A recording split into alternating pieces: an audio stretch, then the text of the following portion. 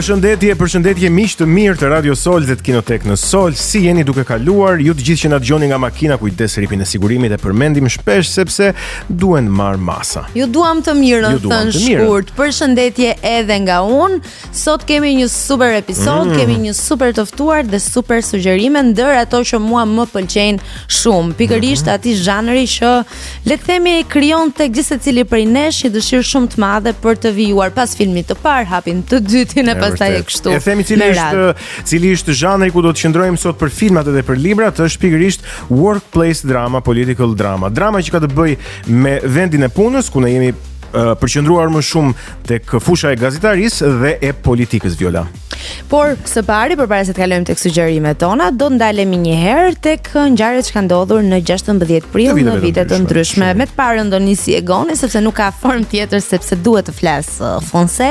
Okej. Dhe kështu që jepi koleg.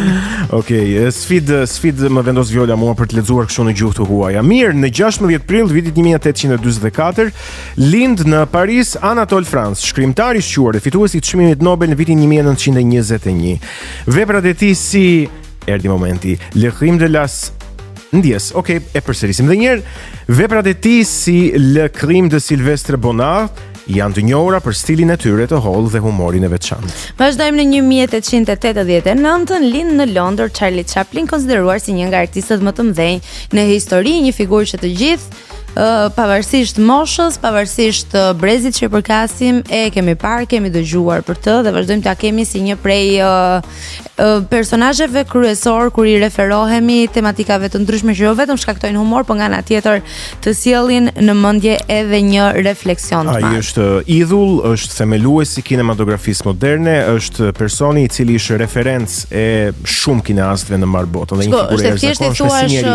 Ti thua gjërat me z, po është akoma më e vështirë dhe gati e pamundur të bëhet nga të gjithë që ti transmetosh mesazhet pa përdorur zërin.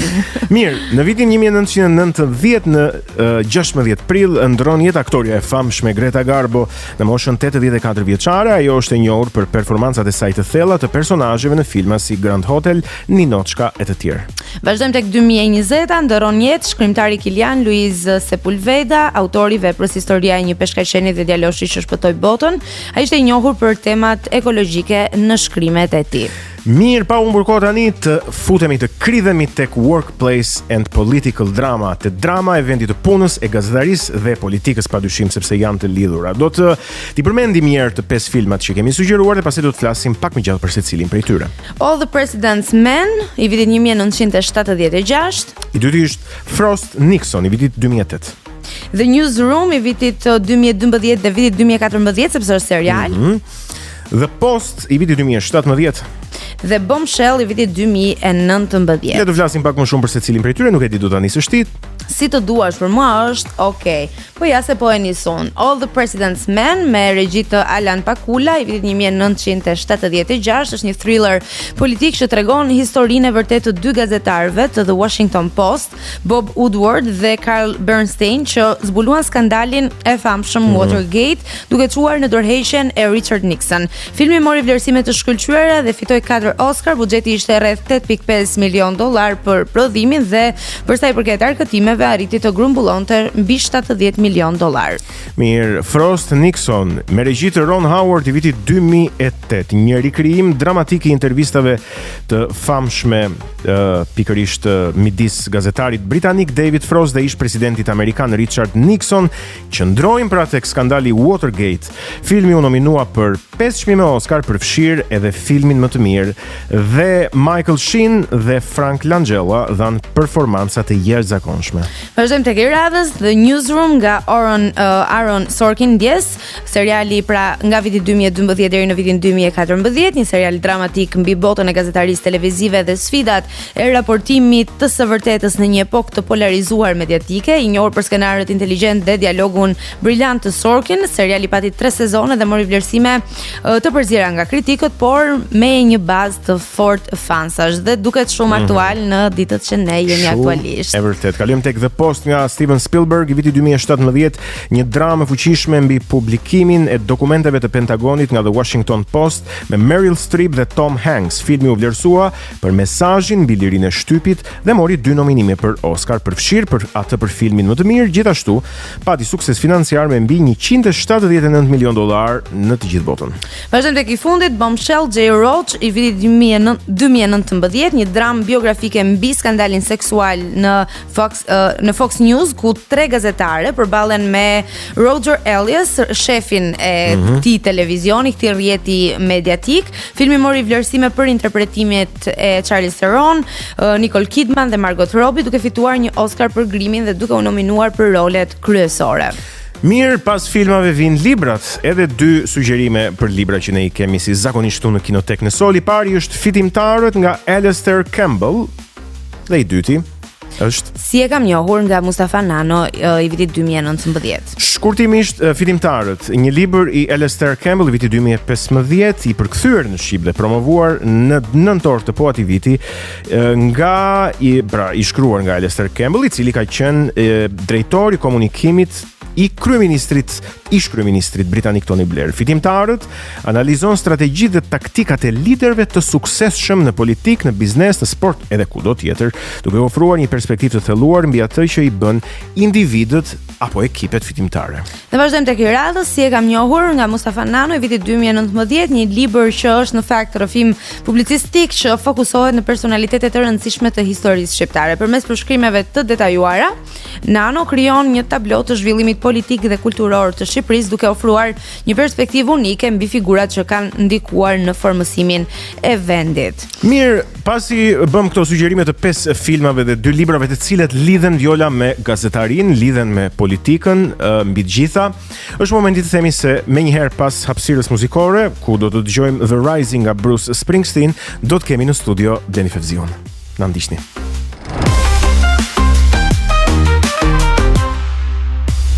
Mirë, ja ku jemi rikthyer sërish këtu në studion e Kinotek në Sol, pasi dëgjuam The Rising nga Bruce Springsteen. Viola, ata kishte marrë mendja se mund të shkonim tek studio Blendi Fevziut për shembull.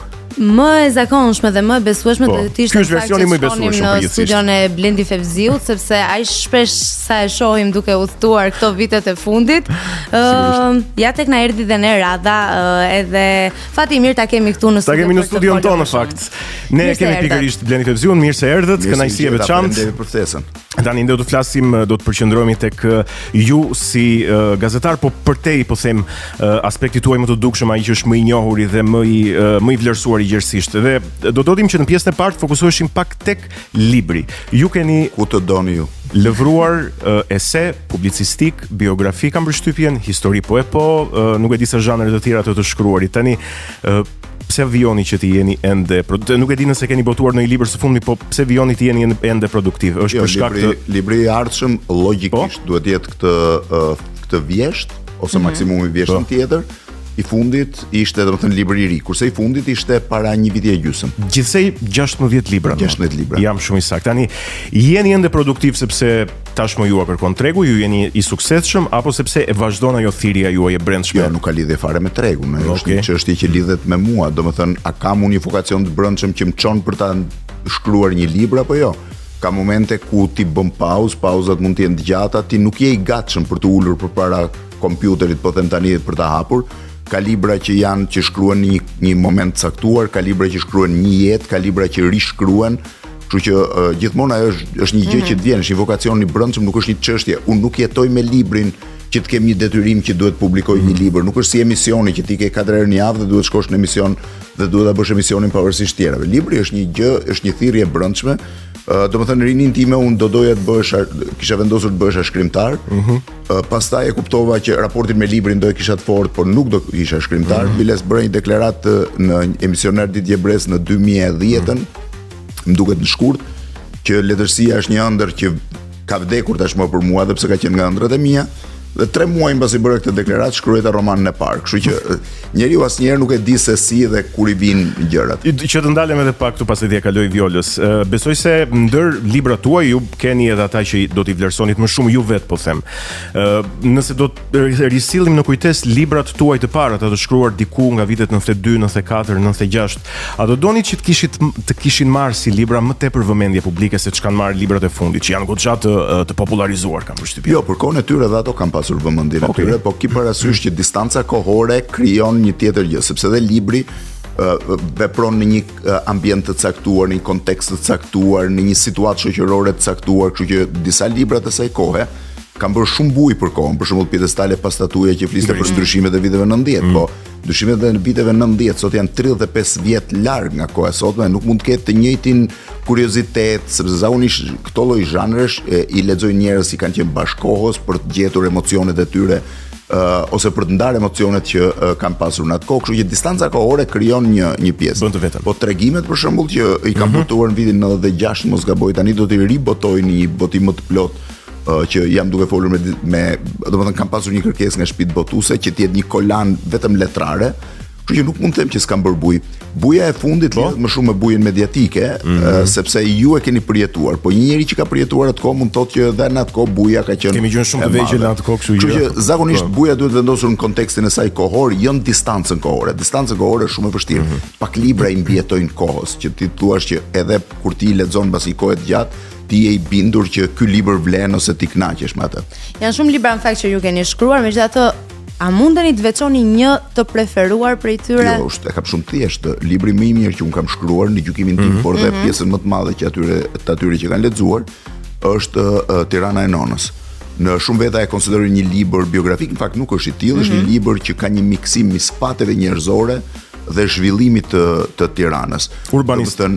Jo vetëm urbanistik, historik, urbanistik, shoqëror, transformimi i qytetit. Besoj ka edhe shumë personale të përfshirë aty.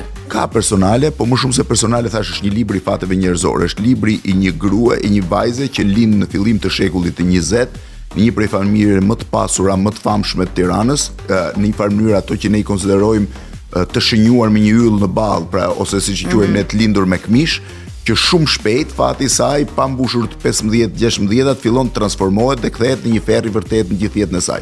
Por njeriu arrin mbijetoj dhe kur lind në rrethanat më të mira të mundshme dhe kur fati i vihet kundër dhe vendos në një kënd siç themi ne ose në një cep ku ti je i detyruar gjithkohon të mbijetosh duke u mbrojtur. Kështu që bashkë me këtë un kam zhvilluar dhe kam treguar dhe zhvillimin historik të Tiranës, nga një qytet i vogël me 10.000, 12.000 banor në një kryeqytet me afro 1 milion banor, i cili është një segment gati një shekullor kur ka ndodhur gjithë ky transformim.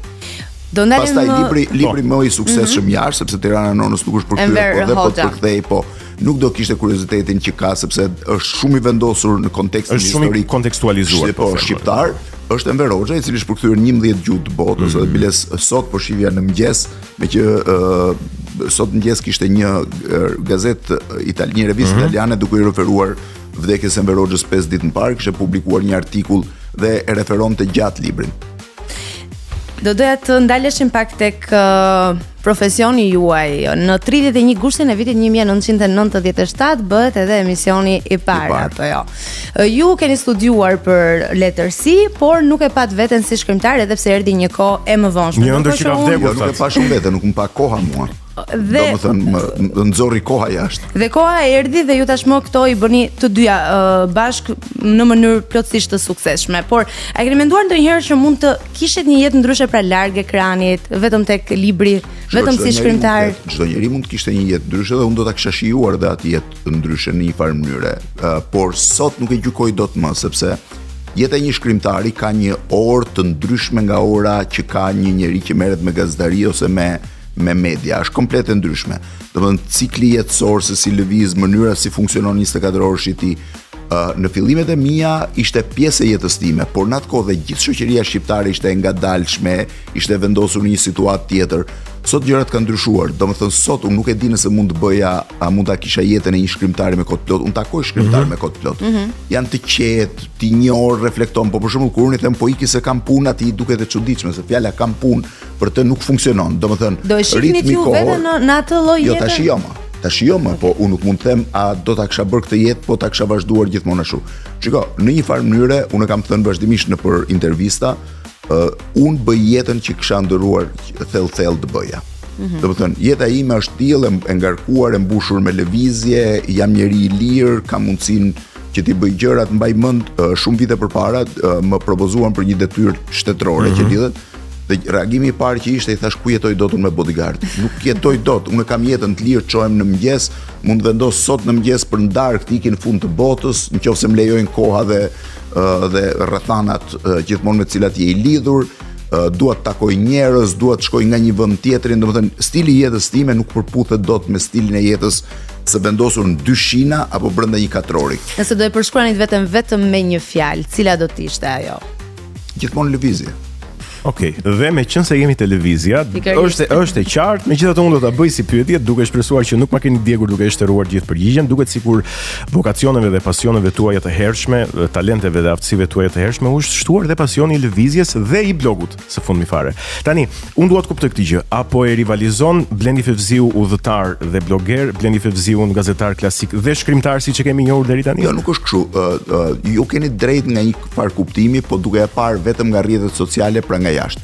Nëse ti nëse ju do ishit më brendësi të jetës sime në kuptimin që do kishim qenë miq një kohë më të hershme, do kuptonit që udhëtimet kanë qenë një dimension i jetës time që shumë herët.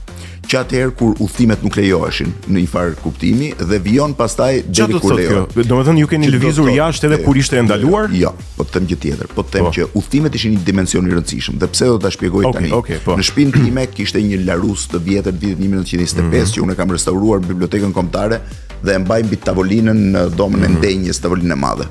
Ky larus ishte një atlas gjeografik në fakt i shtëpisë botuese Larus në Francë i vitit 1925. I botuar 25-ën, por publikimet e tij, pra fotografitë, artikujt fillonin që prej vitit 1911. Ky larus u bë pjesa ndoshta më tërësore e jetës time dhe unë nuk udhtoja dot në hapësirë, po udhtoja brenda faqeve të këtij atlasi. Dhe fillova të lexoja natyrisht me atë frëngjishte që kisha në atë kohë, fillimi lexonte stërgjyshje që dinte frëngjisht, pastaj fillova të lexoja fillova të lexoja për kulturat, për vendet. Ki parasysh që ishte një libër i shkëlqyer, nëse ju e tregoj sot do befasoheni, i shoqëruar me ilustrime të mëdha, pra kishte shumë fotografi dhe tekst. Dhe u fillova të lexoja edhe vendet të cilat sot nuk ekzistojnë më, që atëherë ishin pjesë e hartës botës. Dhe fillova të kisha një imazh. Problemi ishte që kur unë fillova të udhtoja dhe shkoja në ato vendet që i kisha lexuar, nuk kishte më përputhje mes historisë së Larusit me përshtim të monumenteve historike që nuk prishen me realitetin atje. Sepse historia politike unë isha kthyer në një vend të cilin në kokën time e kisha 100 vjet të vjetër, pra të para 100 vjet. Është njësoj si të kthesh në Shqipërinë e Zogut, një njeri sot që ka lexuar për mbretërinë shqiptare ose vitet e para të mbretërisë shqiptare ose kohën e luftës parë botërore dhe të mos gjej asgjë kur zbret në Tiranë. Kështu që në një farë mënyre, pra udhëtimet tuaja të para ishin në imagjinat. Ishin udhëtime, po në një imagjinat të diçkaje që nuk ekzistonte më, që ishte e fikur, kupton? Domethënë, si do të shpjegoj unë ty që udhëtimi im i parë në Afrikë dhe pastaj mundosha të tregoj ishte në Kenya, Uganda, Tanganyika, hiq Egjiptin. Kenya në Tanganyika. Tanganyika nuk ekziston më. Dhe unë shija një grupim që thoshte Kenya, Uganda, Tanganyika, që ishte praktikisht Tanzania e sotme, pra ata u Tanganyika quaj, po pastaj quhet Tanzania nga bashkimi i Tanganikës me Zanzibarin. Dhe ky vend nuk ekziston më. Domethënë unë lexoja për Rodezin, po ti shkon dhe nuk e gjen ku është. Zimbabwe e sotme. Domethënë ti fillon dhe kupton që lëviz në për vende ti lëviz në për voltën e sipërme që nuk ekziston më. Pra ti kishe një memorie të një vendi. Megjithatë kjo më futi mua brenda magjisë udhëtimeve dhe ma zvogloi globin. Domethënë kjo më tregoi që globi ishte shumë i vogël, sepse edhe nëse më pyesje mua për Zelandën e Re, unë e kisha lexuar në atë atlas. Pra harta ishte brenda kokës time dhe pastaj kam filluar të lëviz që shumë herët. Domethënë sot tash janë më të dukshme, po që në vitin 91 çdo mundësi që kisha për udhëtime në atë kohë nuk kishim as mundësi financiare asgjë. Ama isha një gjuetar i shkëlqyer i ftesave që vinin nga konferenca dhe takime për të gjetur. E kemi përdorur shpesh edhe ne këtë gjë. Po, në atë kohë ishim shumë të pamundur për të udhëtuar sepse nuk kishe vizë, duhet vinte nga një ftesë. Biletat ishin të shtrenjta? Biletat ishin të paarritshme, jo të shtrenjta. Për nivelin ekonomik të asaj. Rroga ime në atë kohë sapo fillova punë ishte $10, bileta më e thjeshtë ishte $250, $300, domethënë mua më duhej të punoja afërsisht 3 vjet për të paguar vetëm një biletë dhe asgjë tjetër. Kurse tani është bërë më e thjeshtë dhe përpara se të shkojmë tek hapësira e parë muzikore, do doja në fakt ju bëja një pyetje që besoj do i shërbente gjithë secilit prej këtyre njerëzve që janë të interesuar për të vizituar vende të reja, po që e kanë me më dyshe dhe kanë dyshimet e tyre lidhur me çmimet.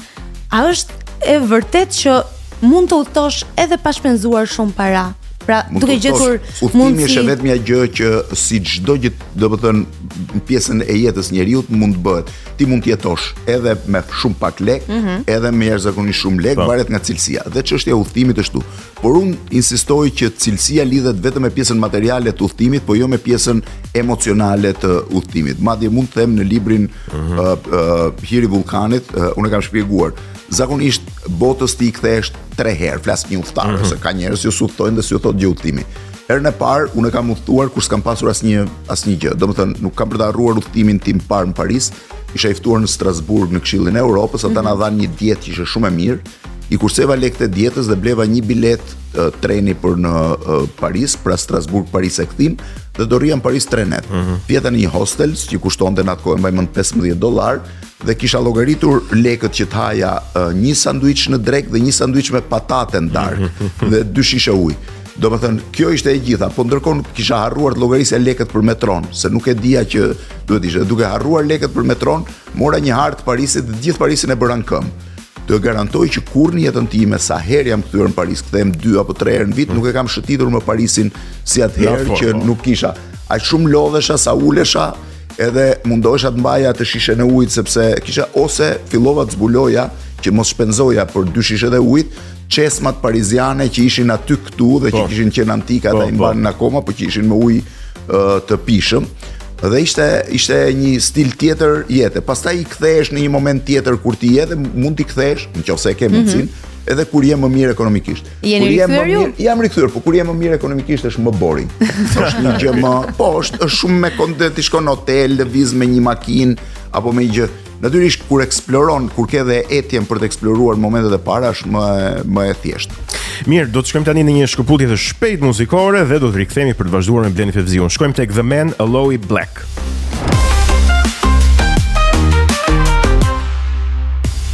Mirë, ja ku jemi rikthyer, jemi në pjesën e dytë, jemi këtu me Blendi Fevziun.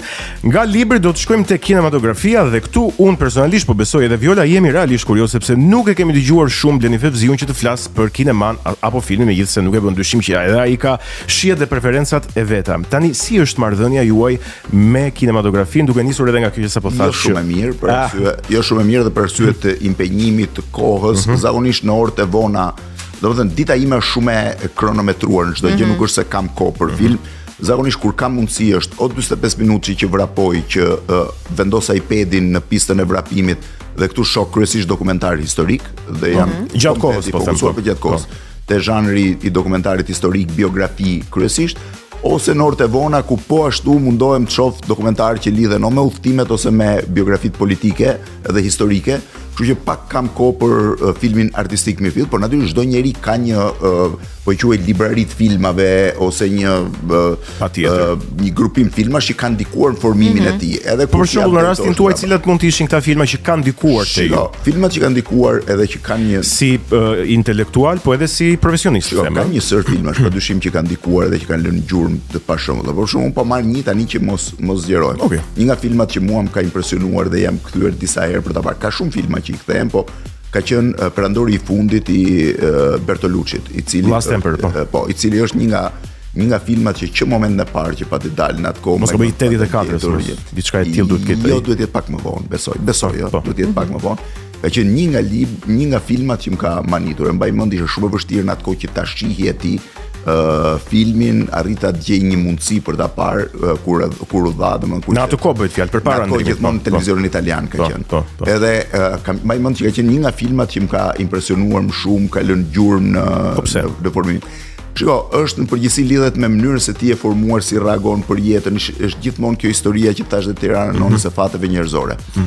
Ka një gjë shumë interesante Boresi në studimet e tij, I cili thotë njeriu është ignoranti më I madh, nuk di asgjë në jetë për sa kohë nuk di datën e vdekjes tij. askush nuk e di se si do jetë jeta e tij. Çdo njeri lind me atë ankthin se si do jetë jeta e tij. Ti nuk e di ç'të pret nesër, ç'të pret prasnesër, si do jetë fati i yt, do jetë diçka që të ecësh përpara apo jo. Po ju tregoj për shembull një rrëfim vogël nëse keni 2 minuta kohë për shpjeguar se si lëviz njeriu me fatin për shembull. Para ca kohësh po lexoja dhe po shija një dokumentar shumë interesant për National Geographic, për revistën, e cila në vitin 82 publikoi në faqen e parë kopertinën e një vajze afgane me sy blu, që është një nga kopertinat më të famshme të shekullit 20. Fotografi që e bëri atë ishte një kamp refugjatësh në Peshawar të Pakistanit. Ai e pa vajzën, ishte vetëm 15 vjeç, e fotografoi, u manit me fotografinë, kopertina bëri një bujë të jashtëzakonshme. Dhe ai takoi babain e vajzës rreth një muaj pas dhe i tha: "Vajza mund bëhet një modele shkëlqyer, të lutem, ma lejoni ta marr në Amerikë dhe ajo do jetë e famshme dhe e pasur." Babai tha: "Vajza është në moshë martese, vitin tjetër duhet martohet dhe nuk ka pse të vinë në Amerikë." Vajza u martua 25 vjet mbrapa. National Geographic, pra i njëjti fotograf me një trup të CNN-it u nisën në kërkim të afganes me sy blu. Ju desh 8 muaj të kërkonin nga Peshawari në brendësitë të Afganistanit dhe zbulonin që vajza jetonte në një fshat në mos gaboj rreth 4 orë larg nga rruga automobilistike në këmbë. Kishte bërë një duket 3-4 fëmijë, jetonte siç thoshte vllai i saj pa para asnjë ditë të bardhë në jetë, çoi në 3 të mëngjesit, përgatiste gjërat, punonte gjithë ditën.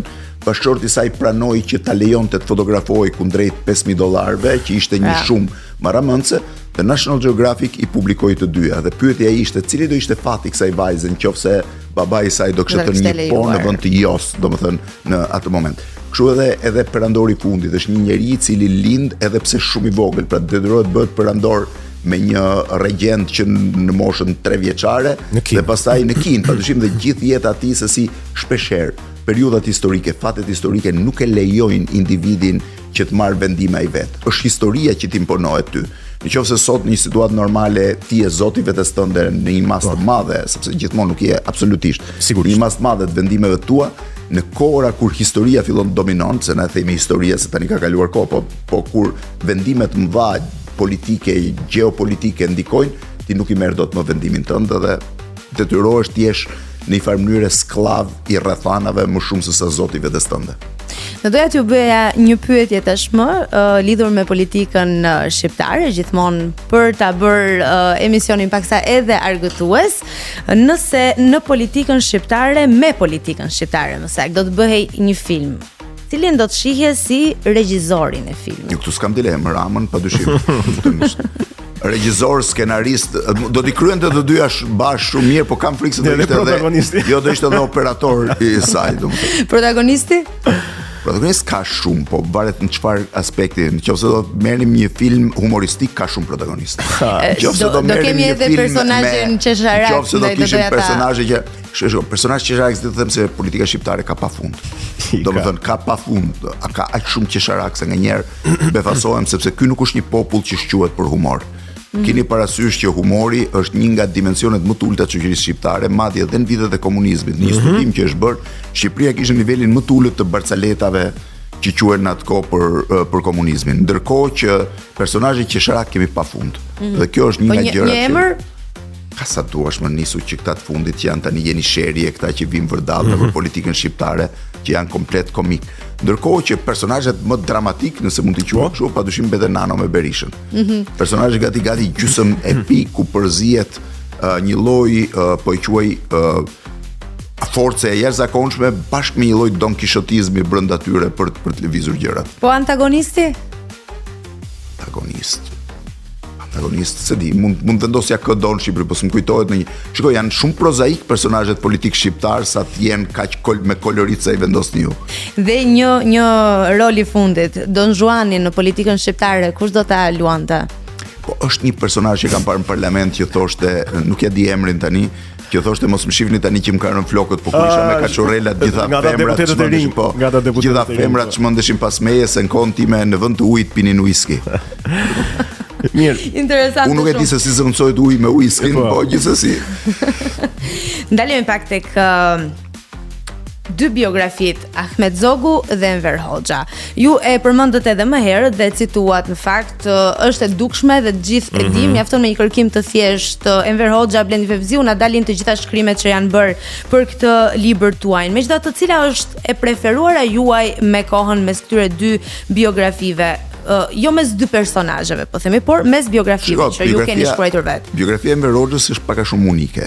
Biles gazetari italian që ka publikuar artikullin disa ditë më parë, pikërisht të thoshte që si shpjegohet që ky njeri ka pasur kaq influencë në historinë e Shqipërisë, ka dominuar themi nga 115 vjet sa i bie tani 113 vjet të historisë së Shqipërisë, ai ka dominuar gati gjysmën.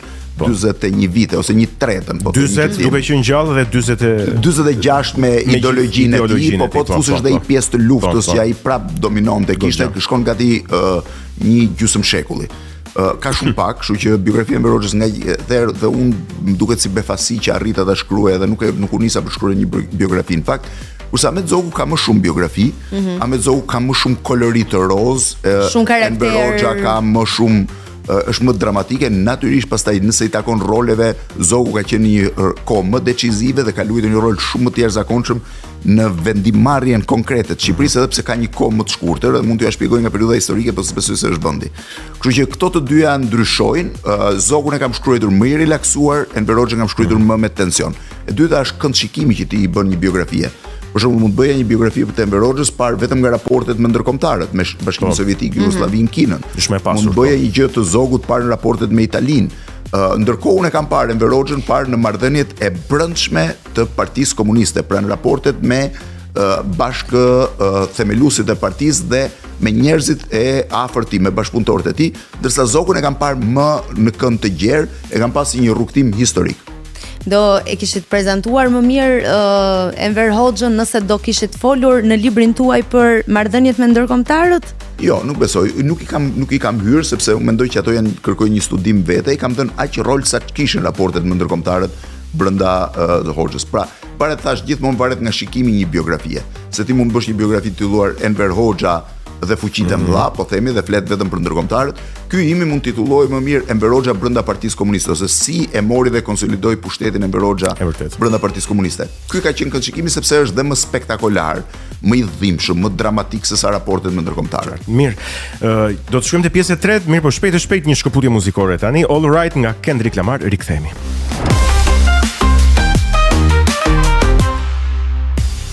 Jemi rikthyer, jam në studio me Blendi Fevziun dhe me kolegen time Violën. Jemi në pjesën e tretë të Kinotek në Sol. Tani zoti Fevziu do flasim, do përpiqemi që t'ju, megjithëse ne jemi përpjekur të njohim edhe këto dy pjesë të kaluara, po do t'ju njohim pak më shpejt me përgjigje më sintetike në një grup pyetjesh, po them, të shpejta. Do ta nisim me udhtimet, me kuriozitetin, kam përshtypjen më të madh rreth jush në këtë moment që flasim shkurt, që le ta bëjmë në formë. Nise Viola.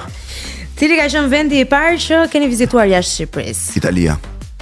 Okej, cili është vendi i fundit që keni vizituar? Tani domethënë Kipro-turke, domethënë Kipro e Veriut. Cili është vendi i radhës që po planifikoni ta vizitoni? Janë 3, se varet pasaj kush më është Tajvani, Tibeti, Butani, që janë në udhëtime të larta, Gibraltari në udhëtim të afërt. Mirë, cili është vendi më i pasakont që keni qenë ndonjëherë? Më i çuditshëm, mund të them vendet më të bezdisura kanë qenë Etiopia dhe Kameruni. Më të çuditshëm janë 2 vendet e izoluara. Për shembull, çudia më e madhe që kam pasur është një vend që sot konsiderohet një nga 3 vendet më të izoluara të globit dhe prej gjysmë shekulli është vend më izoluar, Eritrea. Po që dikur ka qenë pjesë e Etiopisë në Moskva. Ka qenë pjesë e Etiopisë, por ka fituar pavarësinë në 92-shin. Vendi më i bukur ai që të ka impresionuar më shumë nga të gjitha këto udhëtime dhe eksperienca?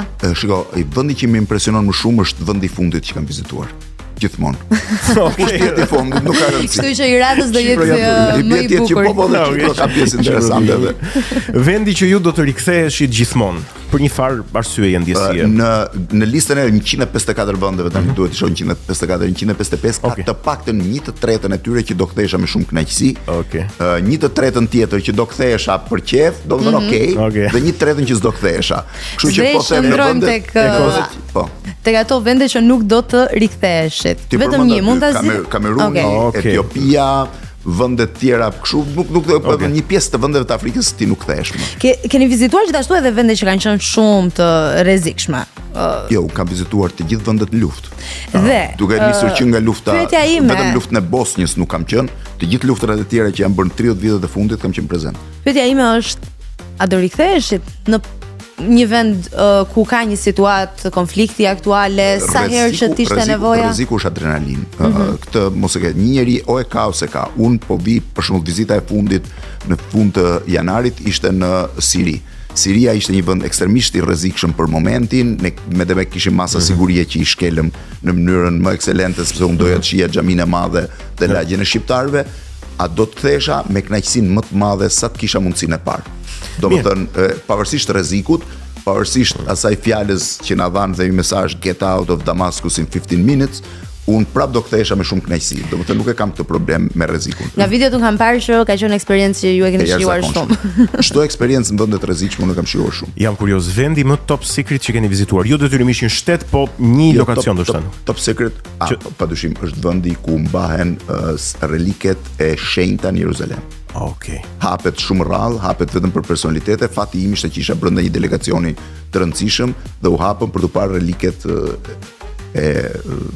reliket shumë të rëndësishme dhe të shenjta të Jeruzalemit. A ka një vend që ju ka bërë ta shihni jetën ndryshe dhe të reflektoni ndoshta në një pikë? Po, padyshim. Para 2 vitesh ose 3 vitesh, tani se kujtoj eksakt, isha në Iguasu, në një vend ku ndahet Brazili, Argentina dhe Paraguay në tresh.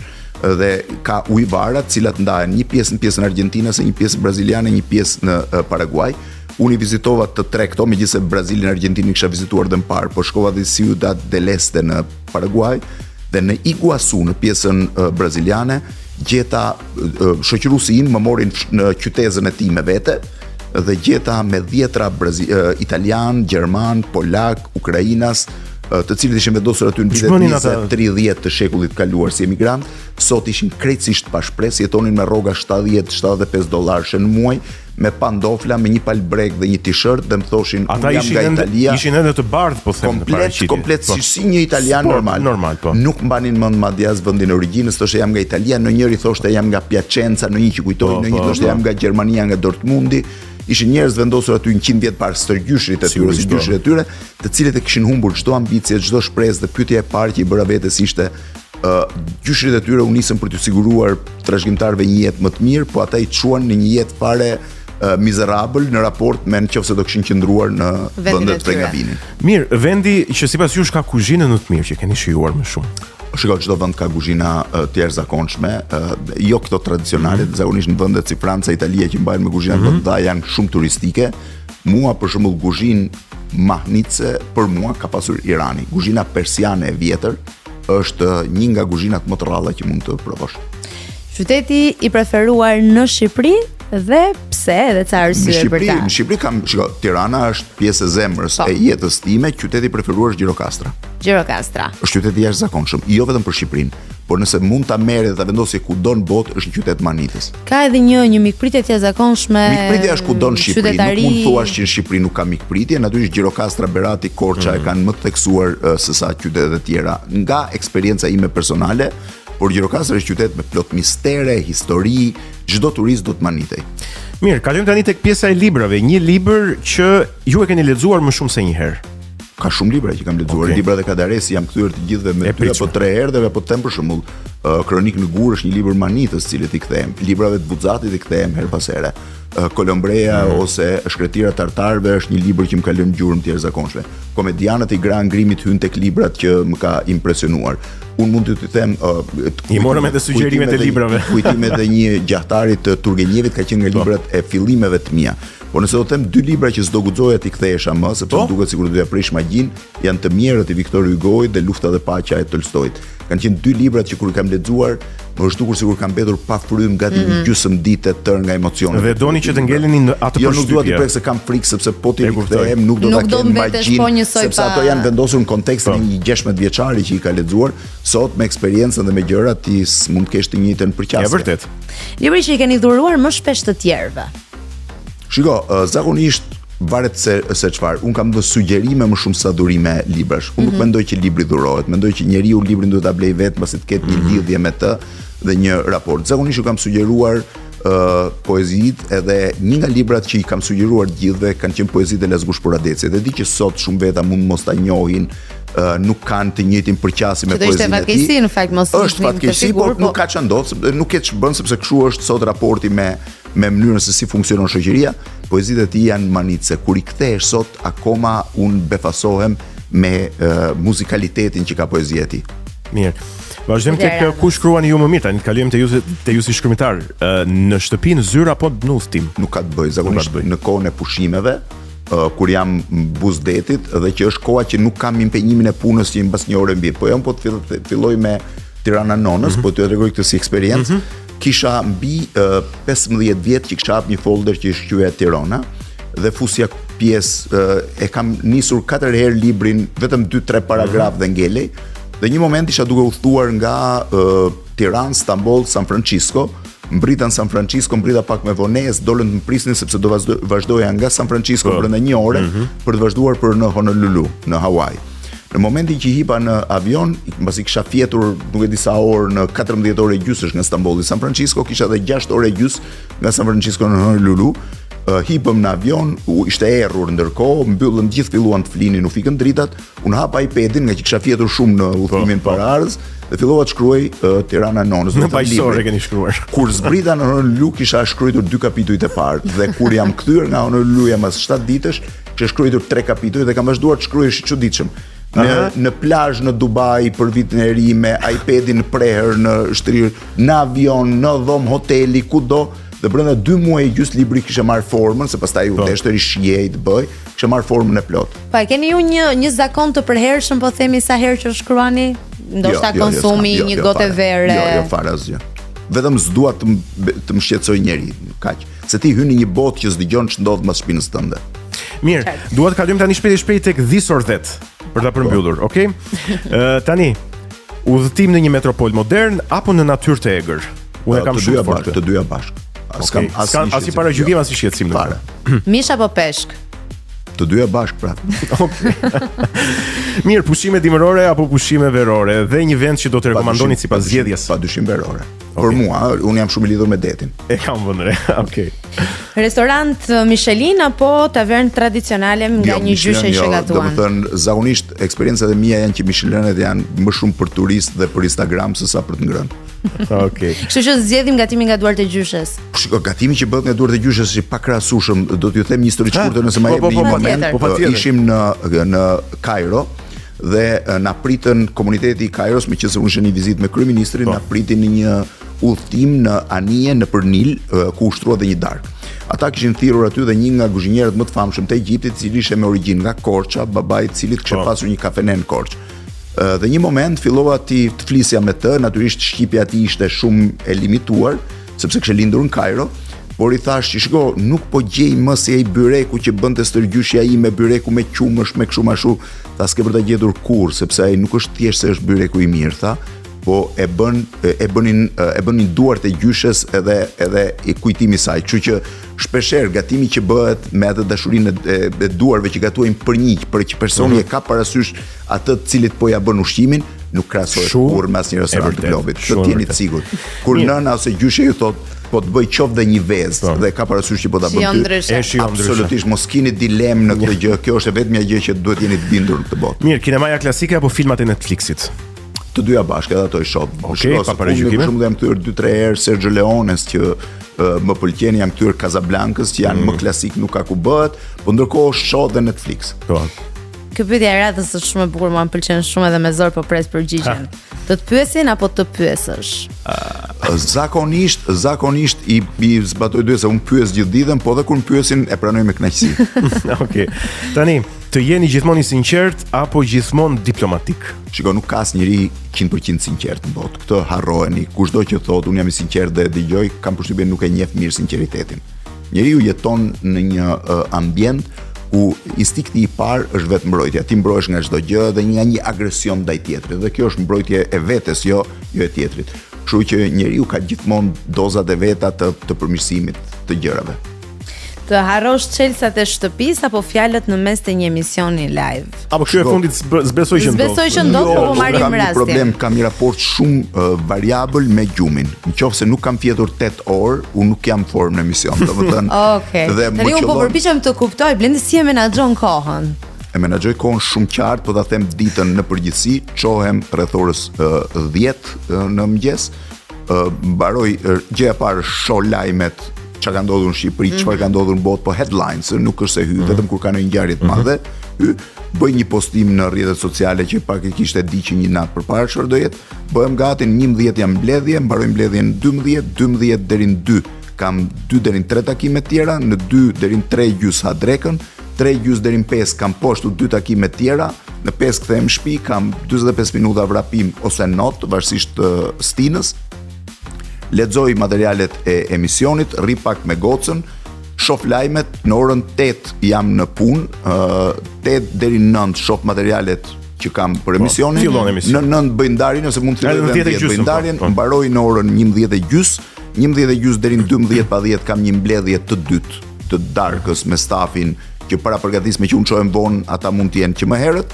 Kthehem në shtëpi, zakonisht bëj 15 minuta ecje për shkarkuar adrenalinën që kam 1 orë lexim që nuk e prek, që është i pa tjetërsueshëm. Që është ky 1 orë i leximit dhe fler rreth orës 2:15 në darkë. Mirë, 2 pyetje e fundit.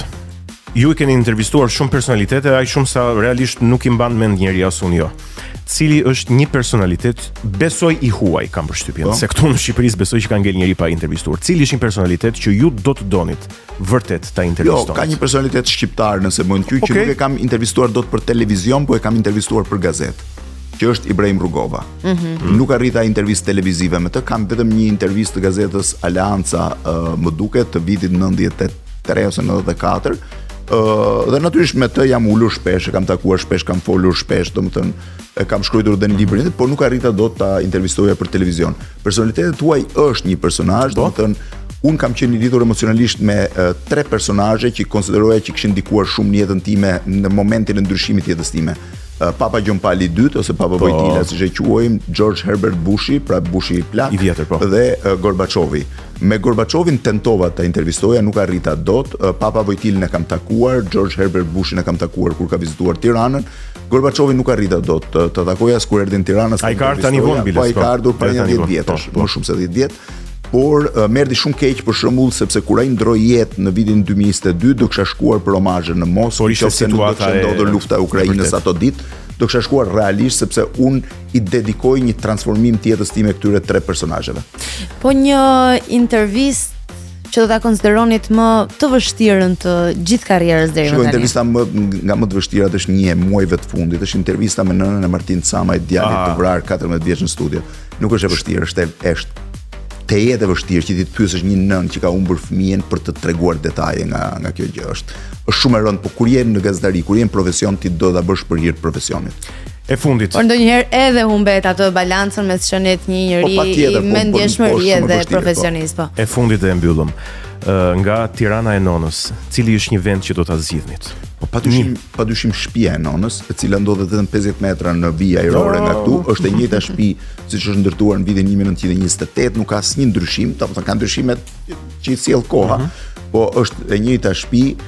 Madje edhe herën e fundit që isha më kujtua një batut nga një balkon që shifet po të dalësh tu ndritare, është balkoni i vogël i shtëpisë, që nona e tregonte gjithmonë dhe ishte një nga aspektet humoristike që edhe në ditë vështira ne qeshnim me të. Një usta që e mbylli balkonin e bëri, u ul në balkon sapo balkoni mbaroi, pra mbasi dha atë mistrinë e fundit dhe i tha zonjë ma bëj kafe. Nona shkoi ta bënte kafe, nuk kthye, kur u kthye u tmerrua se balkoni kishte rënë megjithatë, se si duket kishte bënë mirë, kishte rënë, edhe lëshoi një ulërim, kurse ustaj, se nuk është në lartësi e madhe, 2 katçi, ustaj nga poshta, zoj tha jo jam mirë, po shqyr që s'më bëne kafen se do më ishte derdh. Ne falenderojmë shumë që ishte me ne në Kinotek. Faleminderit. Do të shkojmë tek Kanye West Power dhe rikthehemi.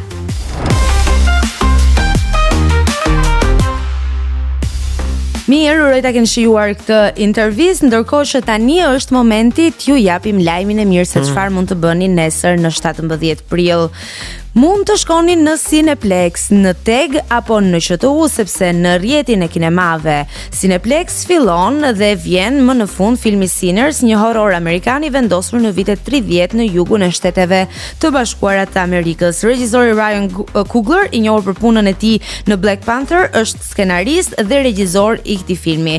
Michael Jordan luan rolin e dy vëllezërve binjak, Smoke dhe Stack, të cilët kthehen në qytetin e tyre të lindjes dhe përballen me një të keqe të madhe. Për ta mësuar se cila është kjo e keqe e madhe, nesër në Cineplex, në Teg apo në QTU mund shkoni dhe të shihni Sinners dhe të argëtoheni, pse jo, se ka edhe filma horror që duken argëtues. Sigurisht. Për ata që pëlqejnë zhanrin e horrorit, ndërkaq të dashur miq, ishte edhe kjo puntat për këtë herë. Uroj që ta keni shijuar, uroj që të keni një fundjavë të mbar përpara dhe mos harroni na ndiqni në Radio, YouTube, Spotify, Instagram, rrjetet të tjera sociale, ju e dini vet ku ta gjeni më praktike. Ne na gjeni prap këtu të mërkurën e ardhshme në orën 17:00 deri atëherë, kalofshi mirë dhe mirupafshim.